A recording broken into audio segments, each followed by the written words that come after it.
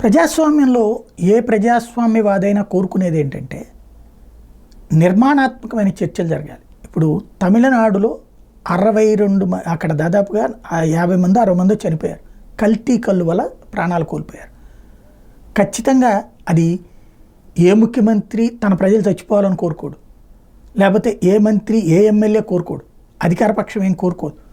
కానీ అక్కడ ఆ మద్యం తయారు చేసినటువంటి వాళ్ళు అమ్మినటువంటి వాళ్ళ దగ్గర ఉన్న లోపం కారణంగా అంత పెద్ద ఎత్తున ప్రాణాలు కోల్పోయినాయి.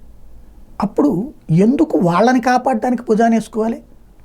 అసెంబ్లీలో సమావేశం జరుగుతున్నప్పుడు చర్చ అడిగింది ఏఐఏడీఎంకే.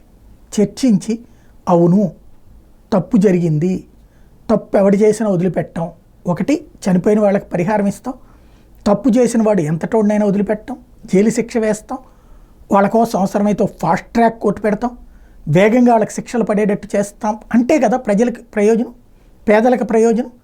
అలాగే వాడి దగ్గర ఏమన్నా ఆస్తులు ఉంటే ఆస్తులు కూడా స్వాధీనం చేసుకుని ఆ డబ్బులు కూడా పంచుతాం అని చెప్తే కదా ప్రయోజనం.